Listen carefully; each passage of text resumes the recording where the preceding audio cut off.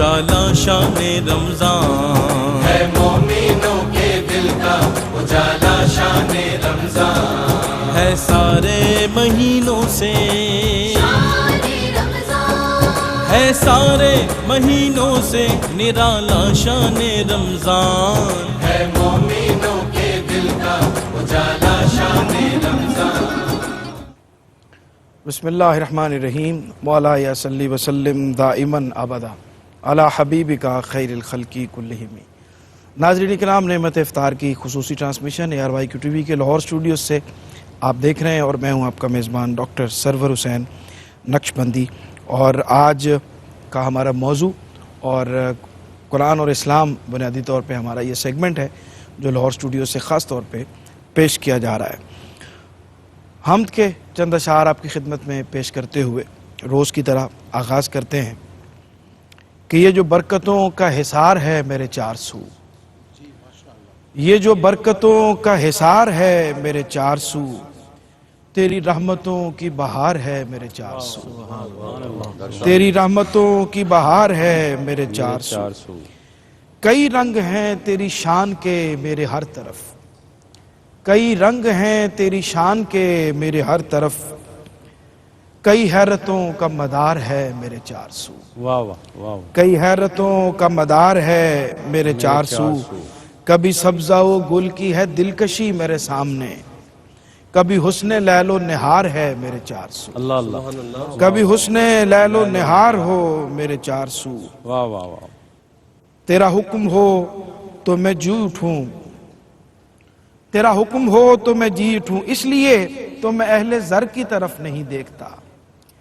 اسی لیے تو میں اہل زر کی طرف نہیں دیکھتا، تیری بندگی کا خمار ہے میرے چار سو، اسی لیے تو میں اہل زر کی طرف نہیں دیکھتا، تیری بندگی کا خمار ہے میرے چار سو، یہ جو دھندلا پن ہے نگاہ کا یہ اجال دے، یہ جو دھندلا پن ہے نگاہ کا یہ اجال دے، میری معصیت کا غبار ہے میرے چار سو، میری معصیت کا غبار ہے میرے چار سو، نہیں دسترس کسی بے کلی کی میرے تلک، نہیں دسترک کسی بے کلی کی میرے تلک، تیرا نام وجہ قرار ہے میرے چار سو، تیرا نام وجہ قرار ہے میرے چار سو، تیری رحمتوں کی بہار ہے میرے چار سو، یہ جو برکتوں کا حصار ہے میرے چار سو۔ حمد کے ان اشعار کے ساتھ آئیے مہمانوں کے تعارف کی طرف اور پروگرام کے موضوع کی طرف چلتے ہیں۔ آج ہمارا موضوع بہت اہم ہے، روز کی طرح ظاہر ہے کہ قرآن کریم کے جو موضوعات ہیں وہ اہمیت کے حامل ہیں۔ ہمارا ہر عمل، ہمارا کہا ہوا ہر لفظ، ہماری سوچی ہوئی ہر بات، ہمارا اٹھایا ہوا ہر قدم، یا وہ گناہ کے زمرے میں آتا ہے یا ثواب کے زمرے میں آتا ہے۔ تو یہ بہت امپورٹنٹ ہے کہ ہمارا گزرا ہوا ہر لمحہ یا تو گناہ میں گزر رہا ہے یا ثواب میں گزر رہا ہے۔ تو اسلام کا اور قرآن حکیم ہمیں گناہ و ثواب کا کیا تصور دیتا ہے، اس کی کیا حقیقت ہے، اور ہمیں کس طرح سے اپنے اندر پازیٹیوٹی کو امپروو کرنا ہے اور نیگیٹیوٹی کو کم کرنا ہے، یعنی ثواب زیادہ کمانا ہے اور گناہوں سے بچنے کی کوشش کرنی ہے۔ اس پہ آج ہم رہنمائی لیں گے اپنے مہمانوں سے۔ ہماری خوش بختی ہے کہ خطیب جامع مسجد داتا دربار جناب مفتی محمد رمضان سیالوی صاحب تشریف فرما ہے۔ السلام علیکم۔ وعلیکم السلام ورحمۃ بہت شکریہ حضور جی آپ کی تشریف آوری کا، اور روز کی طرح ماشاءاللہ بہت اچھا مہربانی کلر آپ نے پہنا ہوا ہے۔ جناب قاری محمد یونس قادری صاحب ترتیل القرآن اور دیگر ہمارے جو پروگرام ہیں، حکمت قرآن اور حیات صحابہ اور قرآن اور اسلام میں بطور اسکالر ہمارے ساتھ تشریف فرمائے، آپ کو بھی خوش آمدید کہتے ہیں۔ اور آج ہمیں پھر جوائن کیا جناب پیر عرفان الہی قادری صاحب نے زیب آستانہ عالیہ ساہو چک شریف، آپ کو جناب خوش آمدید کہتے ہیں۔ بہت شکریہ آپ کی بھی تشریف آوری کا۔ اور ہمارے ساتھ تشریف فرما ہے ملک کے ممتاز محترم خوشگلو سرا خان عارف والا سے جناب الحاج حبیب اللہ بھٹی صاحب، خوش آمدید کہتے ہیں جناب آپ۔ بہت شکریہ۔ بسم اللہ کلام عطا کیجیے۔ ارے زائرو تم حرم جا رہے ہو، بسد احترام ایک پیام عرض کرنا، مزار مقدس پہ جب حاضری ہو، میرا بھی نبی سے سلام عرض کرنا، یہ کہنا کہ ایک امتی بے سہارا اللہ اکبر ہے، بے چین وہ درد فرقت کا مارا، یہ کہنا مدینے سے وہ دور رہ کر پھرے در بدر صبح و شام عرض کرنا، تڑپتا ہے دل اور برستی ہے آنکھیں، سبحان اللہ سبحان اللہ، برائے زیارت ترستی ہے آنکھیں، یہ کہنا کہ مفلس و نادار ہے وہ، میری حالت غم تمام عرض کرنا، سبحان اللہ سبحان اللہ، یہ کہنا گناہگار و بدکار ہے وہ، خطاؤں پہ اپنی شرم سار ہے وہ، نگاہ کرم کا طلبگار ہے وہ، پلا دو محبت کا جام عرض کرنا، ہو مکے سے طیبہ کی جانب روانہ، نظر عاشقانہ وہ دل عارفانہ، ادب سے سرے راہ پلکیں بچھانا، عقیدت سے پھر تم سلام عرض کرنا، یہ کہنا کہ ایک دن، یہ کہنا اسے ایک ہی دھن لگی ہے، صدا اس کے ہونٹوں پہ نعت نبی ہے، بلاوے کا وہ منتظر ہے، خدا را اسے بھی ملے اذن عام عرض کرنا، ہو نظروں میں جب سبز گنبد کی جالی، لبوں پہ سجی ہو درودوں کی ڈالی، تو اس وقت کہنا پریشان ہے آقا، وہ محسن تمہارا غلام عرض کرنا، ارے زائرو تم حرم جا رہے ہو، بسط احترام ایک پیام عرض کرنا۔ ماشاءاللہ ماشاءاللہ جناب، سلامت رہیے۔ مفتی صاحب گفتگو کا آغاز کرتے ہیں. قرآن اور گناہ و ثواب ہمارا موضوع ہے. ایک تو اس کی تعریف کیا ہے اسلام میں اور قرآن حکیم میں، اس کی جو تفصیلات ہیں اس کے حوالے سے رہنمائی فرمائیں. بسم اللہ الرحمن الرحیم. آپ نے انٹرو میں ڈاکٹر صاحب بڑی خوبصورت ایک بات ارشاد فرمائی کہ ہمارا عمل دو حال سے خالی نہیں ٹھیک. ہے.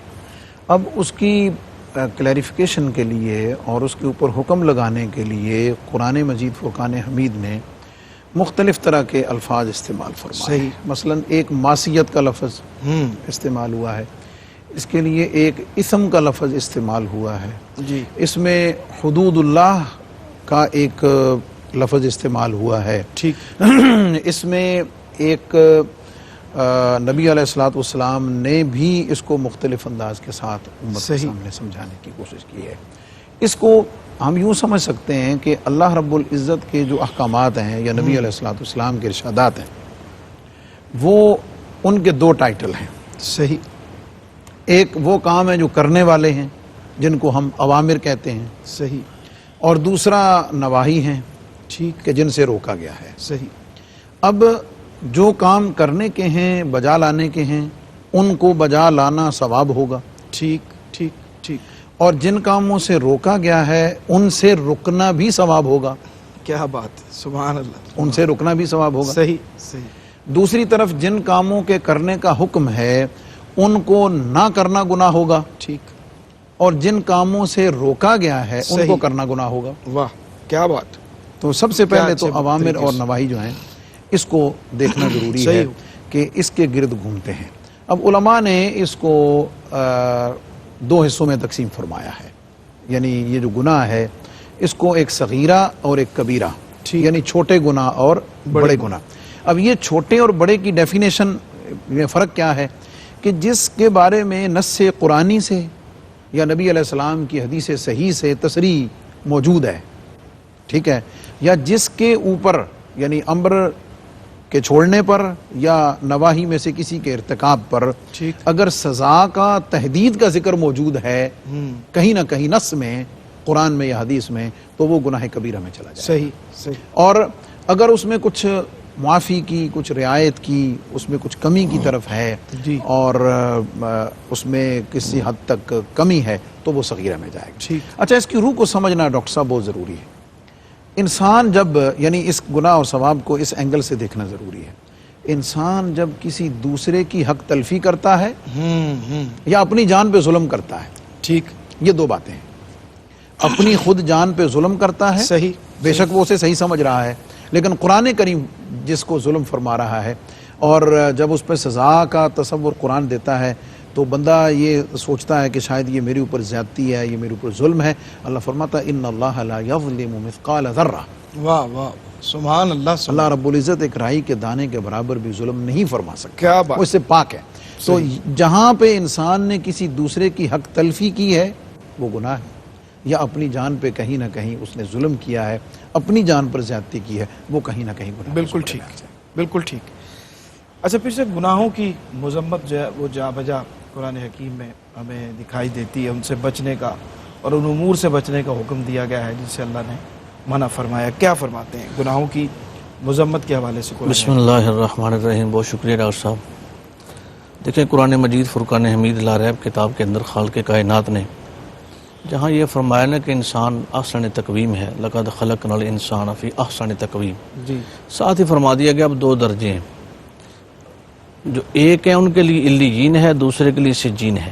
ٹھیک. یعنی ایک کے لیے فلہم اجر غیر ممنون ہے، دوسرے کے لیے اسفل سافلین ہے. صحیح.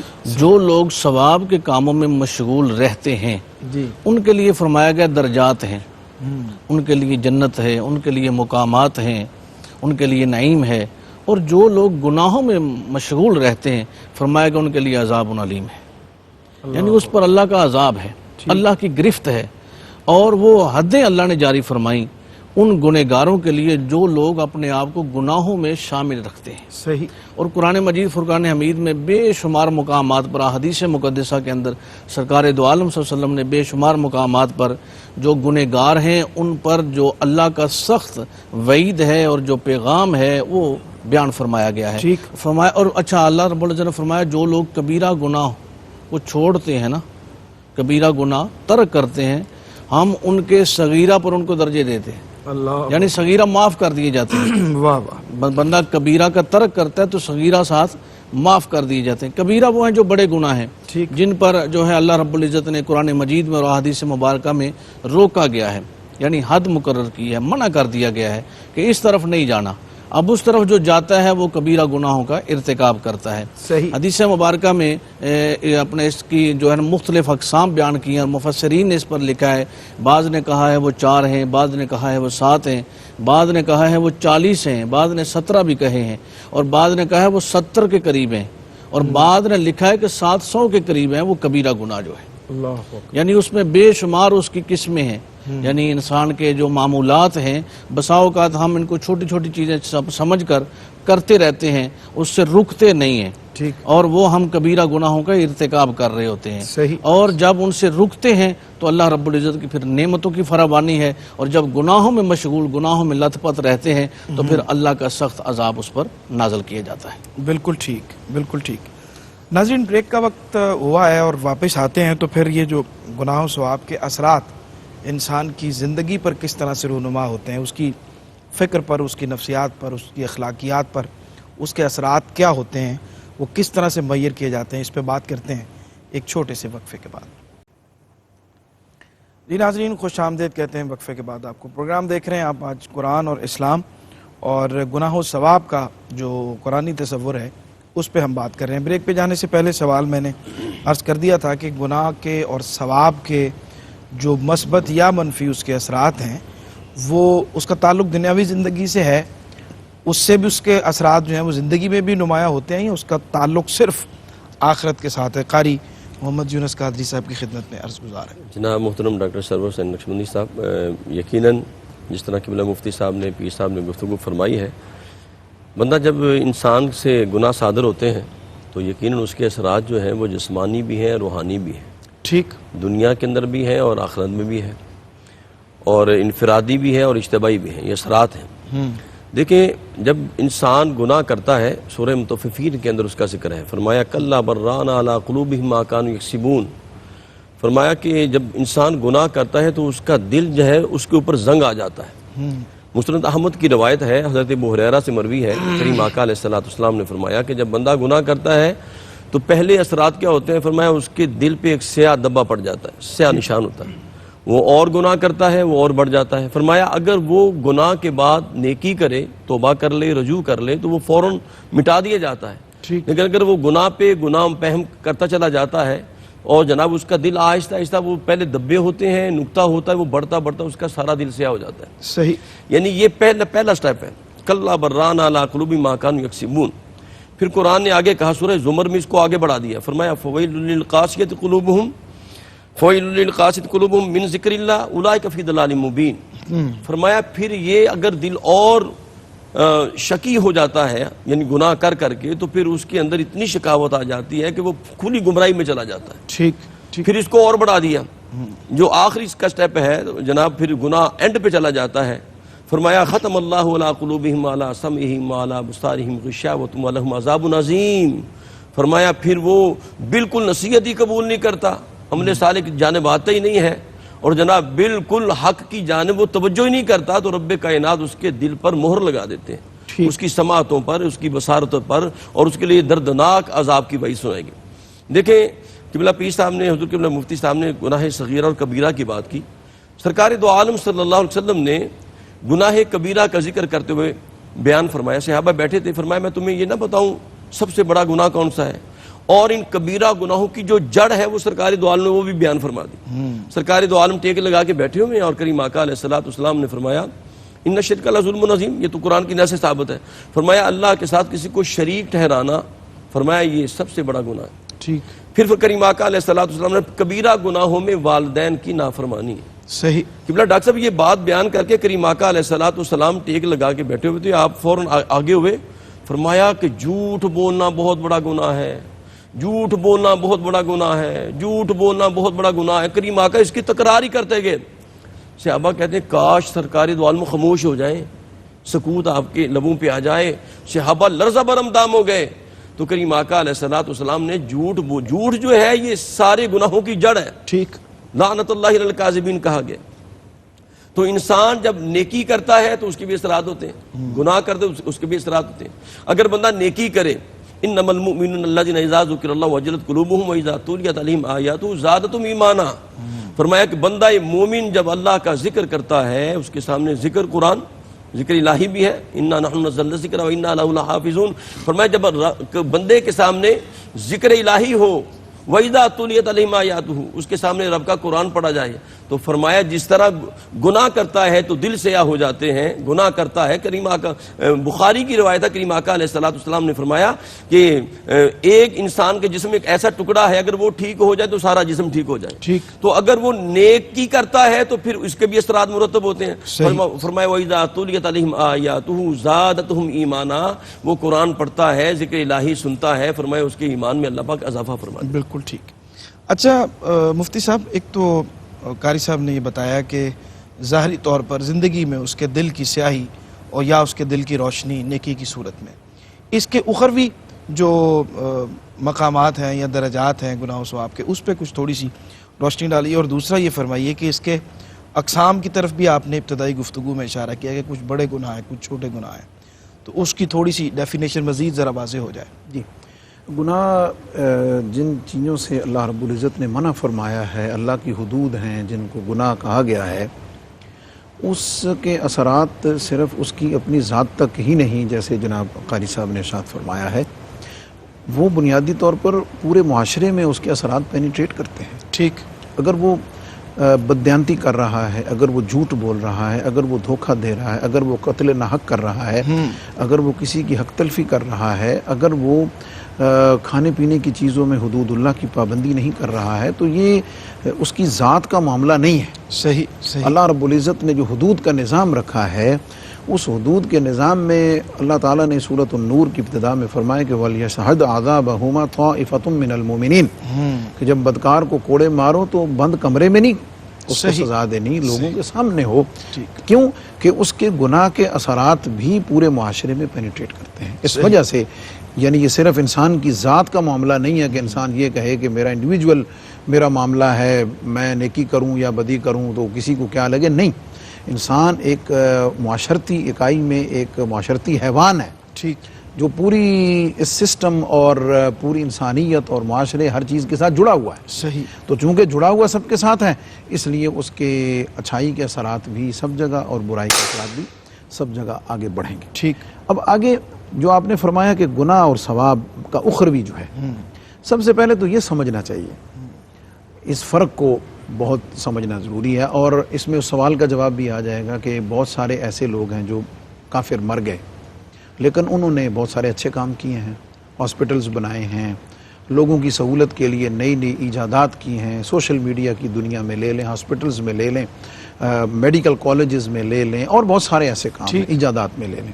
تو یہ تو انسانیت کے بھلے کا کام ہے. تو جب اچھائی کا کوئی کام ہوتا ہے, جب کسی کے نفع کا کوئی کام ہو, تو کیا اس پر ان کا ثواب ہے یا نہیں؟ قرآن کی نص تو سورۃ النور میں موجود ہے, والذین کفروا اعمالهم کسراب بقیعۃ یحسبہ الظمآن ماء حتی اذا جاءہ لم یجدہ شیئا ووجد اللہ عندہ فوفاہ حسابہ واللہ سریع الحساب. ٹھیک. لیکن عام لوگوں کے سمجھنے کے لیے میں یہ عرض کرتا ہوں, دیکھیں ایک ہے اچھا کام, فائدے کا کام, جس سے دوسروں کو نفع ہو, لیکن یہ یاد رکھنا چاہیے کہ ہر اچھا کام نیکی نہیں بنتا ہے.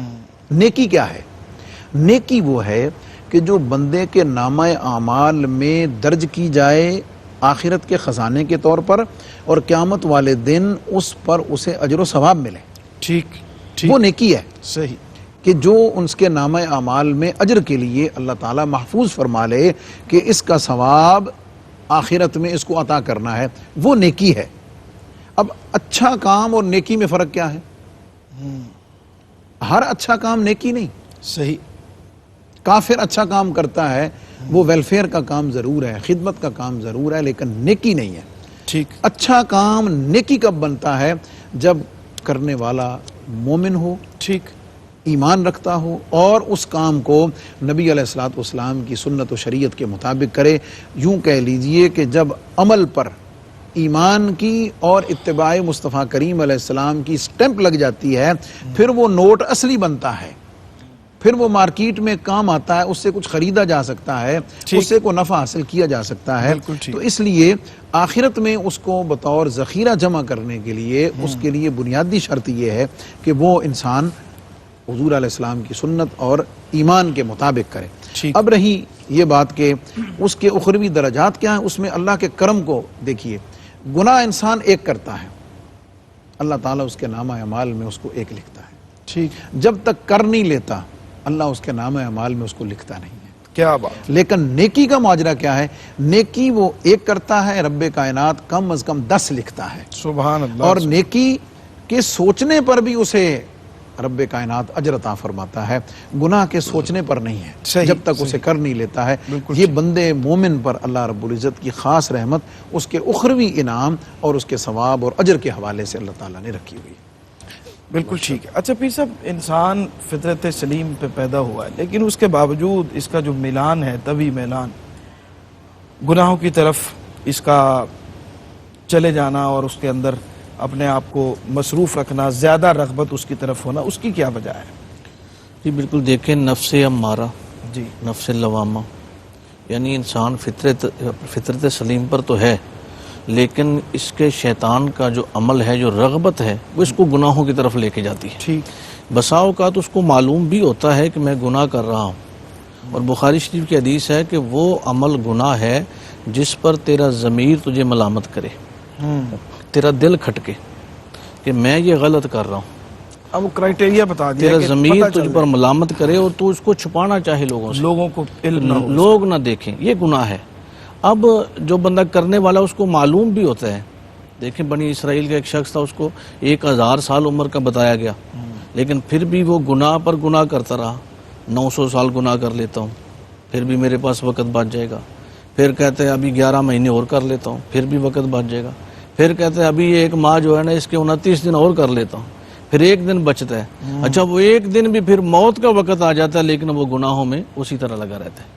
تو یہ نفس لوامہ، نفس امارہ اور شیطانی میلان اور رغبت جو ہے دنیا میں اس کا الجھ جانا، یہ اس کو گناہوں میں مشغول رکھتا ہے. اور پھر اس کا ہوتا کیا ہے، اس کے بارے میں تو کہا گیا گھسیٹ کے لے جاتا ہے برائی. جی بالکل، فرمایا گیا ہے کہ جو بندہ گناہوں میں رہتا ہے نا، اس سے کچھ چیزیں چھین لی جاتی ہیں. اس کے دل کا نور چھین لیا جاتا ہے، صحیح. اس کا علم چھین لیا جاتا ہے. ملا علی قاری علیہ رحمہ نے بھی اس پہ لکھا ہے کہ امام اعظم اپنا ابو حنیفہ رحمۃ اللہ تعالی علیہ بسا اوقات جو ہے وہ ذہنی قبض ہوتی یا علم کی کوئی ایسی بات ذہن میں نہ آ رہی ہوتی تو آپ فرماتے کہ شاید یہ میری کسی معصیت کی وجہ سے، اللہ، اور آپ اس پر وضو فرماتے اور نفل ادا فرماتے. امام شافعی علیہ رحمہ کا قول بھی ملتا ہے کہ آپ فرماتے کہ جب ایسا کو موقع آتا تو آپ اس پہ وضو کرتے، پھر اللہ کی طرف جو ہے رغبت کرتے. اب دوسرا کیا ہے، اس کے رزق میں تنگی کر دی جاتی ہے، رزق کو تنگ کر دی جاتا ہے، مشکلات اس پہ ڈال دی جاتی ہیں، طرح طرح کی الجھنوں میں الجھ جاتا ہے. یعنی اللہ رب العزت کی محبت، اللہ کی عبادت سے وہ دور ہو جاتا ہے، نبی پاک علیہ الصلوۃ والسلام کی سنن سے دور ہو جاتا ہے. وہ گناہوں کے اثرات اس پر ایسے مرتب ہوتے ہیں اور وہ بندہ اپنے گناہوں میں لت پت رہتا ہے. حضرت سلطان ابراہیم بن ادم علیہ رحمہ سے کسی نے آ کر پوچھا کہ میں کوشش کرتا ہوں گناہ نہ کروں، لیکن پھر بھی گناہ ہوتے ہیں، کوشش کرنے کے باوجود بھی گناہ ہوتے ہیں، گناہوں میں لت پت رہتا ہوں. تو آپ نے فرمایا میرے پاس اس کے لیے 5 نسخے ہیں، وہ 5 عمل ایسے کر تو گناہوں سے دور ہو جائے گا. اس نے کہا جی وہ کیا؟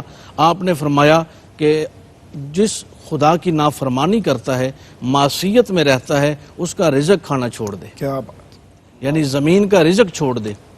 اس نے کہا حضور یہ تو ہو نہیں سکتا، صحیح، رزق تو سارا من جانب اللہ ہے، اور زمین کا نہ کھاؤں تو کیا کروں؟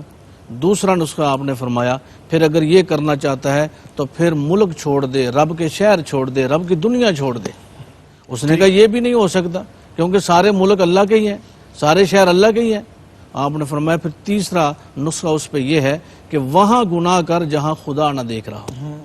یعنی تو اللہ کا بندہ ہے، اللہ کا عطا کردہ رزق تجھے دیا جاتا ہے اور پھر بھی تو نافرمانی کرتا ہے، پھر بھی معصیت میں ہے اور اسی خدا کی نافرمانی کر رہا ہے. پھر وہاں کر کے جہاں خدا نہیں دیکھ رہا.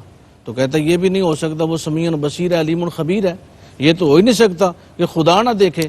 تو آپ نے چوتھا فرمایا چوتھا یہ ہے کہ پھر جب تیری روح قبض ہونے کا وقت آئے نا، ملک الموت آ جائے، تو پھر اس سے مہلت مانگ، اس سے مہلت مانگ لینا کہ بھئی میں ابھی مرنا نہیں چاہتا، میں نے ابھی توبہ تو نصوحا، میں نے توبہ کرنی ہے، میرے گناہ بہت زیادہ ہیں۔ اس نے کہا یہ بھی نہیں ہو سکتا، جب ملک الموت آتا ہے تو وہ تو ایک لمحے کے لیے بھی وہاں جو ہے چھٹکارا نہیں مل سکے گا۔ تو پانچواں حضرت سلطان ابراہیم بن ادم علیہ الرحمہ فرماتے ہیں، پھر پانچواں نسخہ یہ ہے کہ جب روز محشر حکم دے دیا جائے کہ اس کو جہنم میں گھسیٹ کر لے جاؤ، اور جہنم والے فرشتے تیری اپنا سر کے بالوں سے تجھے پکڑ کر گھسیٹ کر جہنم میں لے جا رہے ہوں گے، وہاں کہنا کہ مجھے مہلت دے دو، مجھے جہنم میں نہ لے کے جاؤ۔ کہتا ہے یہ بھی نہیں ہو سکتا۔ تو آپ نے فرمایا یہ پانچوں کام اگر نہیں ہو سکتے، جن کے علاوہ کوئی چارہ کار نہیں ہے، تو اس بندے نے وہاں بیٹھ کر کہا کہ پھر میں پکی توبہ کرتا ہوں، اپنے رب سے ہر گناہ پر توبہ کرتا ہوں، اور آئندہ سے گناہوں سے باز رہنے کی بھی توبہ اور عہد کرتا ہوں۔ بالکل ٹھیک ہے ناظرین اکرام، بریک کا وقت ہے، ہمارے ساتھ رہیے۔ لوٹتے ہیں ایک چھوٹے سے مختصر سے وقفے کے بعد، اور قرآن کریم میں اجر و ثواب کا ذکر کیا گیا ہے، نیکیوں کو پر جو اجر کا ذکر کیا گیا ہے اور اس کی وجہ سے نیکی کرنے کی رغبت دلائی گئی ہے، اس پہ بات کرتے ہیں، لیکن ایک چھوٹے سے وقفے۔ جی ناظرین خوش آمدید کہتے ہیں وقفے کے بعد آپ کو۔ پروگرام دیکھ رہے ہیں آپ قرآن اور اسلام اور گناہ و ثواب کے تعلق سے آج ہم گفتگو کر رہے ہیں، اور بریک پہ جانے سے پہلے قاری صاحب کی خدمت میں سوال میں نے عرض کیا تھا کہ قرآن کریم میں جو اجر کا، ثواب کا، انعام کا، نعمتوں کا ذکر اللہ تعالیٰ نے کیا ہے اور اس کی وجہ سے نیکی کی طرف رغبت دلائی ہے، اس حوالے سے ارشاد فرمائیے۔ جی قبلہ ڈاکٹر صاحب، اجر کے حوالے سے جس طرح قبلہ مفتی صاحب نے بھی اشارہ فرمایا تھا، اور ماشاءاللہ وقفے سے پہلے بڑی خوبصورت گفتگو پیر صاحب نے کی، اجر کے حوالے سے یہ ہے کہ جس طرح قرآن پاک میں سورہ انعام میں رب کائنات فرمایا من جاء بالحسنۃ فلہ عشر امثالها، اور برائی کا کہا ومن جاء بالسیئۃ فلا یجزی الا مثلها وهم لا یظلمون۔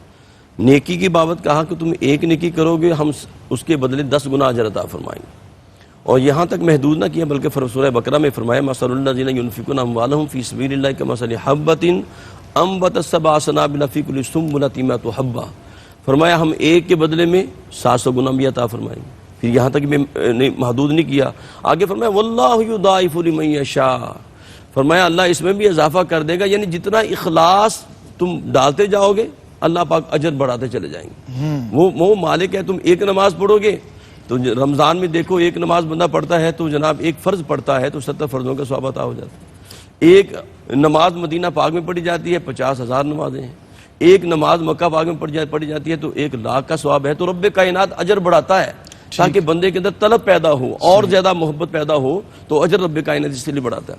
اور ایک بات میں یہاں عرض کرنا چاہوں گا، اجر و ثواب رب کائنات عطا فرماتے ہیں، اور سب سے بڑا جو اجر ہے نا، سب سے بڑا اجر کل بروز قیامت جنت کے اندر وہ سب سے بڑا اجر یہ ہے کہ ایک گروہ ہوگا، رب کائنات اسے پوچھیں گے وَلَكُمْ فِيهَا مَا تَشْتَهِي أَنفُسُكُمْ، جو میں نے تم سے وعدہ کیا وہ تم نے پا لیا؟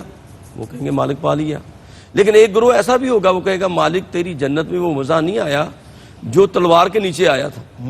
شہداء کا ایک گروپ ایسا ہوگا، وہ عرض کرے گا مالک تو ہمیں 10 جانے دے اور میں پھر 10 دفعہ دنیا میں جائیں اور 10 دفعہ تیرے نام پہ قربان ہوں۔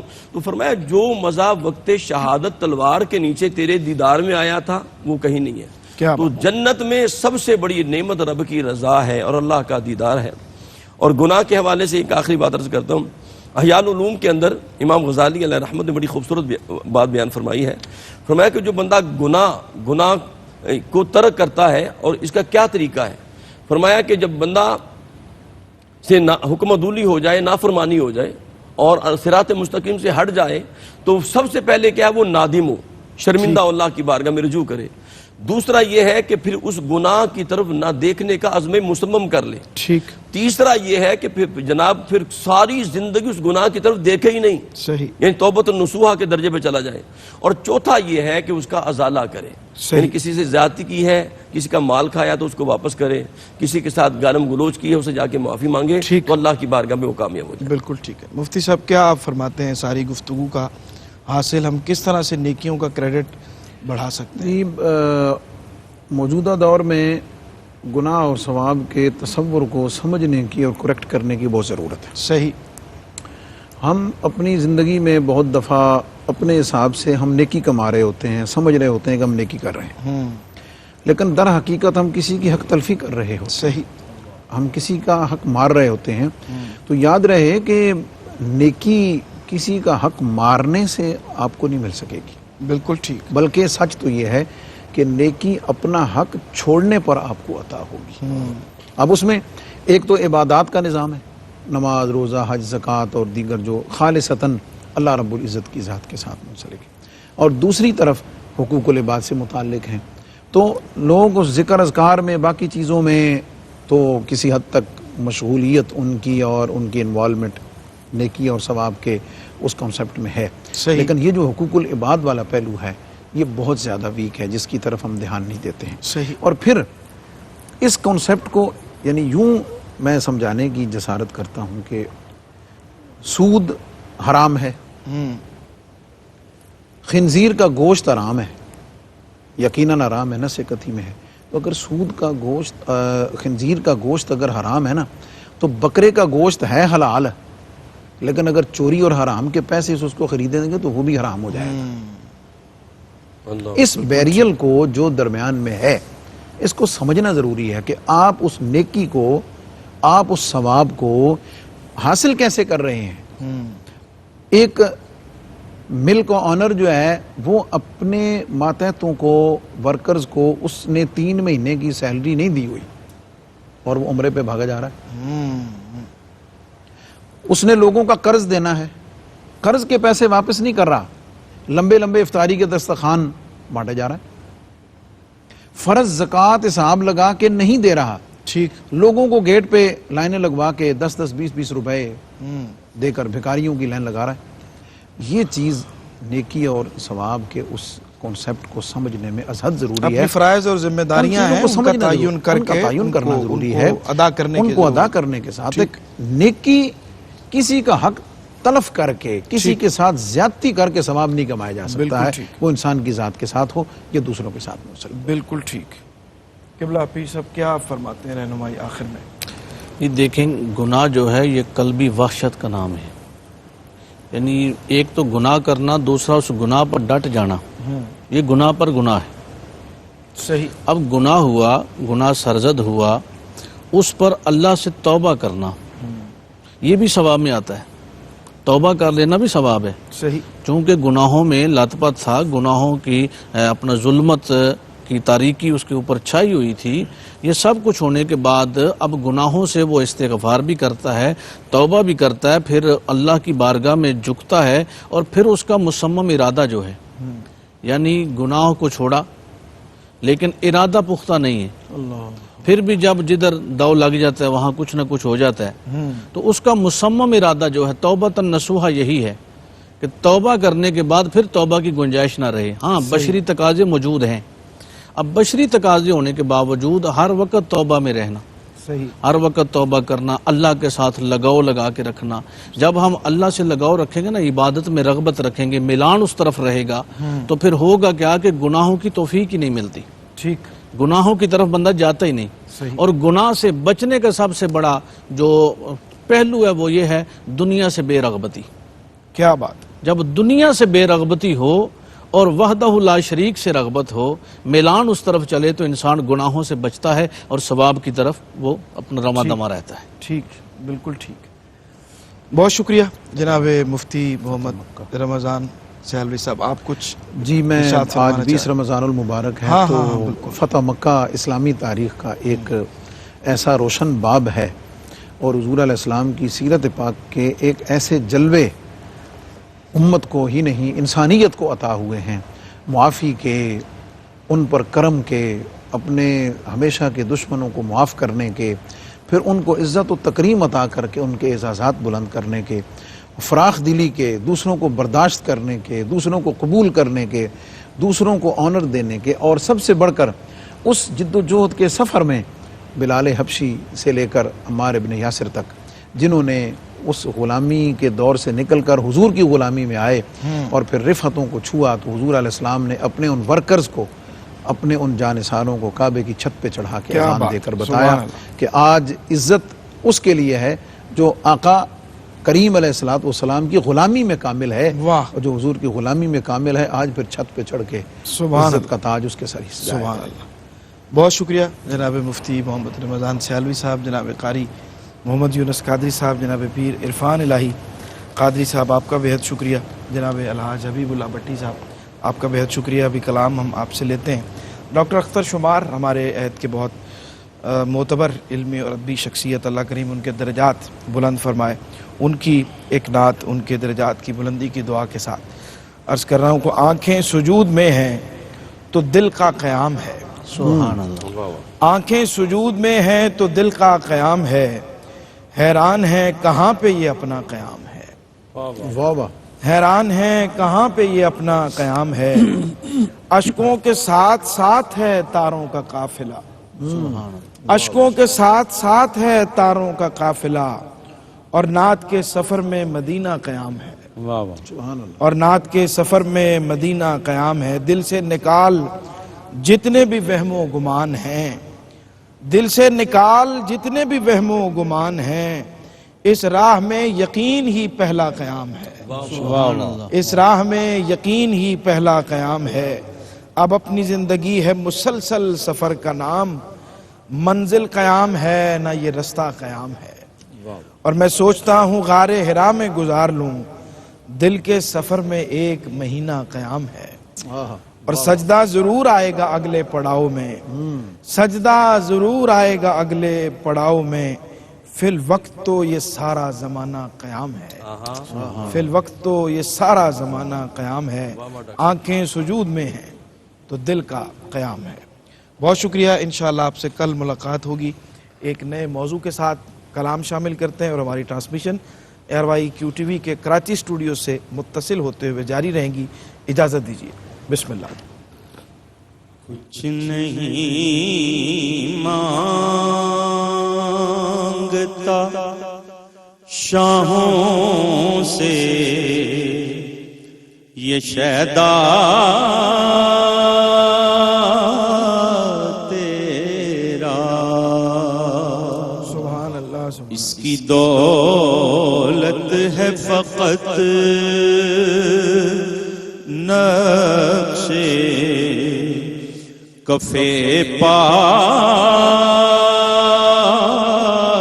تیرا. سبحان اللہ. سبحان. پورے قد سے میں کھڑا ہوں تو یہ تیرا ہے کرم،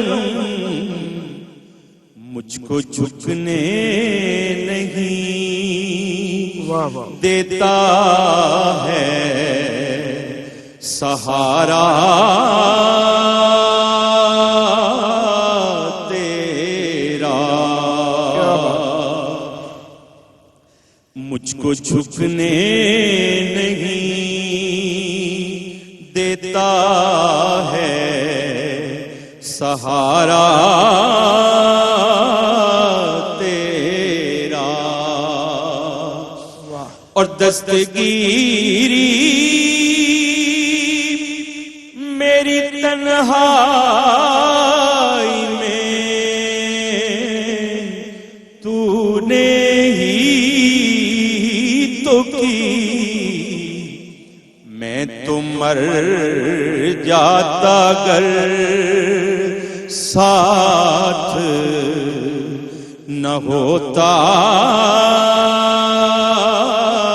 تیرا. اور لوگ کہتے ہیں کہ سایہ تیرے پیکر کا نہ تھا. ارے میں تو کہتا ہوں جہاں بھر پہ ہے سایہ تیرا. اور ایک بار اور بھی طیبہ سے فلسطین میں راستہ دیکھتی ہے مسجد اقصی تیرا. میں تو مر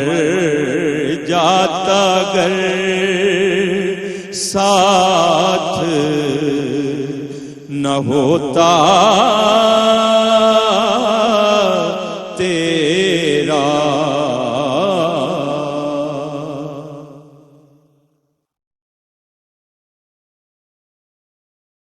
ہے سارے مہینوں سے، ہے سارے مہینوں سے نرالا شان رمضان.